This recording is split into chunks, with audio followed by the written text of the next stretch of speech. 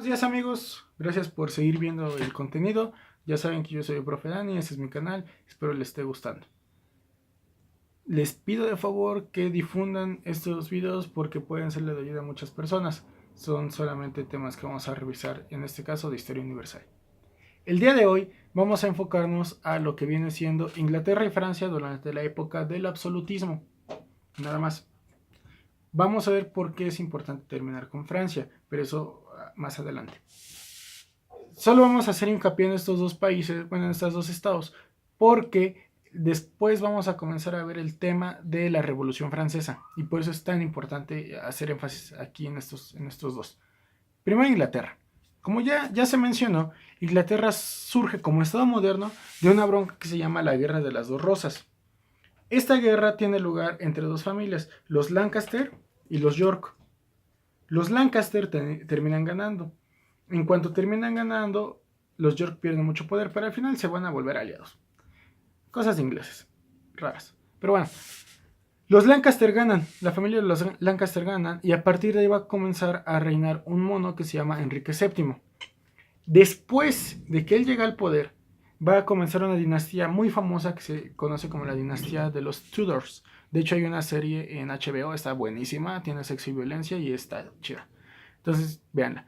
Bueno, llegan al poder y hay una cosa bien interesante acá. Inglaterra va a volverse un reino unido. Se va a unir al reino de Escocia, gracias a que Margarita Tudor se va a casar con Jacobo IV de Escocia. Se van a aliar y bueno, para eso sirven los matrimonios, para crear alianzas. ¿Cuál era la situación en Inglaterra? Era muy interesante. ¿Por qué? Porque la religión, digamos, predominante era la anglicana. Eso mientras estaba Enrique VIII en el poder, ya el que seguía. Mientras estaba Enrique VIII en el poder, la religión anglicana era la preponderante, pero él da un edicto religioso que implica la tolerancia religiosa. Es decir, tú puedes ser lo que quieras y no hay bronca. Simplemente paga tus impuestos, sé buen ciudadano, etc. Y eso hizo que los católicos y los protestantes pudieran pues tener cierta libertad.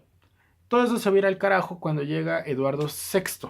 Eduardo VI llega al poder una vez que muere Enrique VIII y este mono va a cometer el error de perseguir a los católicos. Va a perseguir a los católicos durante toda su vida hasta que muere.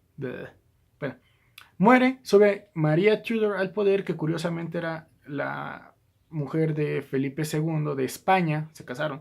Y cuando sube al poder va a invertir la ecuación. Ya no va a perseguir a los católicos, va ahora a perseguir a los protestantes y a instaurar nuevamente el catolicismo en Inglaterra. Esta bronca va a seguir hasta que ella muere. Y hasta que ella muere, sube al poder la mujer más importante, creo yo, en la historia de Inglaterra, que es Isabel, la reina Isabel. Esta mujer nuevamente va a lograr que exista una especie de paz entre anglicanos, protestantes y católicos.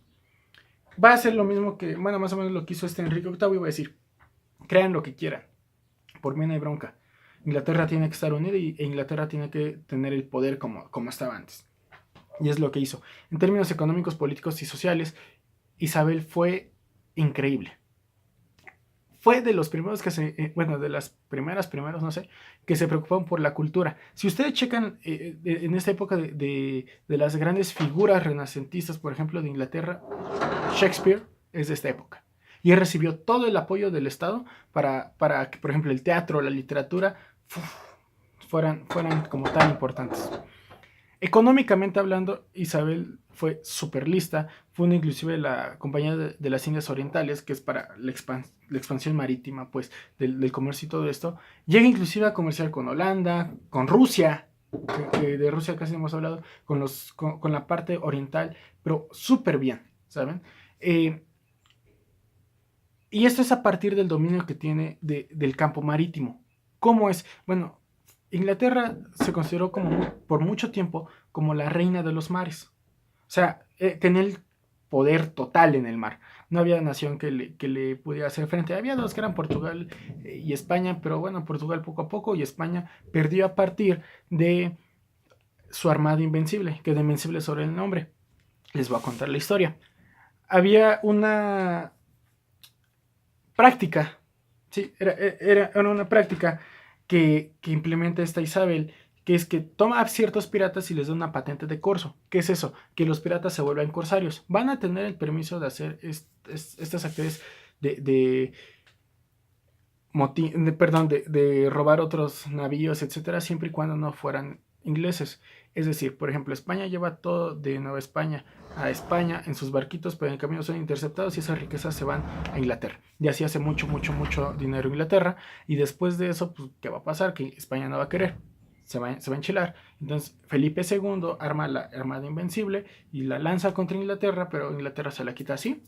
Bien fácil, gracias a Sir Francis Drake, un corsario que dirigió la defensa de Inglaterra contra la Armada Invencible y las hizo trizas.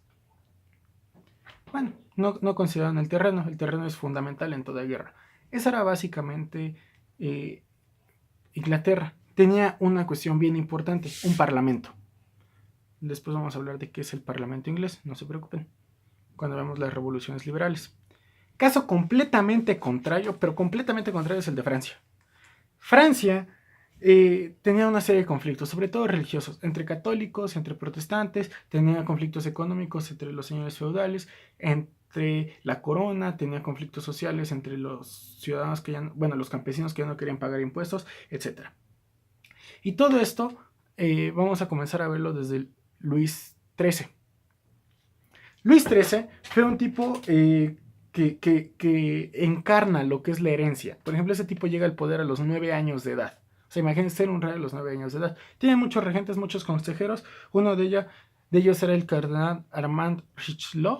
Armando Richelieu, no sé cómo, es un mono francés, no sé pronunciar francés, que va a ser así brutal. Va a llevar todos los recursos del Estado contra los protestantes y contra los señores feudales y va a hacer un cambio de la administración pública súper importante, que le va a dar cierta estabilidad económica a Francia. Estabilidad económica que se puede ver, por ejemplo, en el reinado de Luis XIV. Luis XIV, el famoso rey Sol que dijo, el Estado soy yo, ve la cumbre de la cultura francesa. Versalles, por ejemplo, surge acá. El Palacio de Versalles. El descontento social también surge muchísimo. ¿Por qué? Porque este cuate, Luis XIV, en su afán de ser el único con el poder, al grado de decir, como les comenté, el Estado soy yo, o sea, todo lo demás, o sea, no importa, el Estado soy yo mando, y si yo quiero tomar el dinero de los campesinos para construir un palacio hermoso, no hay bronca. Más o menos como cierta Casa Blanca en un país llamado México. Bueno, esas eran las broncas. Y conforme va pasando esto, va creciendo el descontento social. Porque tú, vas a ver que Francia tuvo riqueza. Ah, maldito. Bueno, Francia tuvo... Déjenle pausa en lo que pasa ese mono. Ya, perdón. Es que aquí en mi pueblo marginal pasa una señora que compra colchones, refrigeradores, estufas y no sé qué tanto. Pero bueno. El descontento social va creciendo muchísimo porque la gente va a ver cómo un mono que está en el poder, que no hace nada más que estar ahí, toma todo el dinero de la gente que sí está trabajando, etcétera, y lo gasta en pendejada y media. Bueno, ni tanto, porque el Palacio de Versalles está hermoso. Vean imágenes de él. Les digo, por eso es importante verlo, porque se parece mucho a un país llamado México y a un presidente llamado Peña Nieto y a una casa que es la Casa Blanca. Pero bueno, ¿qué está pasando acá? Todo esto tiene que ver con un modelo político proteccionista llevado a cabo por un mono que se llama Colbert. Colbert planteó un modelo proteccionista porque él entendía la riqueza como la acumulación de metales preciosos. Entonces él decía, el gobierno el mercado, el mercado tiene que ser de Francia para Francia. O sea, del Estado para el propio Estado, para que el país consuma eso que produce, como Donald Trump, por ejemplo, que lo está planteando. Y así no perder la riqueza que tiene. Va a hacer 3 cosas. Dificultar la importación, la exportación y subir los impuestos aduaneros como no tienen idea. ¿Eso qué va a hacer? Pues limitar las posibilidades de que el pueblo pueda comerciar y de que el pueblo pueda tener más dinero. Y lo que tiene lo va a dar otra vez al gobierno. O sea, está súper mal. Las condiciones económicas eran buenas, pero las condiciones sociales eran pésimas.